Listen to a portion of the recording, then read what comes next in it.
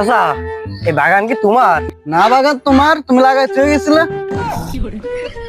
আচ্ছা আচ্ছা, তুমি কি একাই থাকো? না, তোমার বাড়িতে থাকি, আমার তো কোনো ঘর বাড়ি নাই। আচ্ছা আচ্ছা, বাগানে কি পরিমাণ আম আছে? তোমার মাথায় কি পরিমাণে চুল আছে? তা কি গুনে কোয়া যায় নাকি? তুমি কি করে ভাবলে এত বড় বাগানের আম আমি কি করে গুনে কব? বাগান তোমার, গাছ তোমার, তুমি কব না তো আমি কব নাকি? মাথা তোমার, চুল তোমার, তুমি একটা আইডিয়া করে কব তোমার মাথায় কি পরিমাণ চুল আছে? তাছাড়া তো আলটাকে।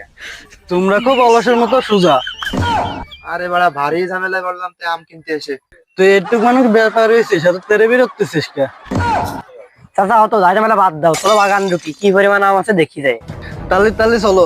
না না আব্বা, অফিসায় যাবেন, অল্প উঁচু করে আসতে বলো আগে। হ্যাঁ, ঠিক কথা বলেছো, তোমরা উজু করে আসো, যাও যাও।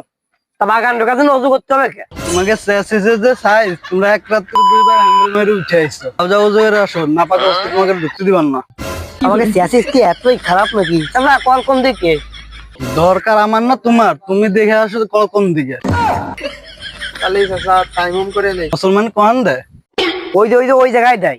মুসলমানে ওখানে না, তো যাতে এখানে দেয়, তাহলে ওখানে হয়? কালি চাচা পুকুরি পানিতে উঁচু করে আসি। পুকুরের পানিতে ওজু হবেন না না? পুকুরের পানি তো ভালো পানি, পুকুরের পানি তো অজু হবে নাকি? ওই পানিতে সকালবেলা আমি গোসল করে আসছি, ওজু হবি না না? এ ভাই চল চলে, অজু ছাড়া ঢুকতে দিবেন না আমাদের বাগান। ভাই, জীবনে গৃহস্থ খুব দেখেছি, কিন্তু এরকমের বাল পাকা গৃহস্থ আমি জীবনে দেখিনি। আরে গৃহস্থর বাড়া মেলা আলটা। গৃহস্থের মালটা হলে বেচা কিনা করা যায় না। এ তোরা আইসিস ওজু করতে, তোরা আমার নামে এরকম ফালতু কথা করছিস কে? चला गया चांद कहाँ आसमां को छोड़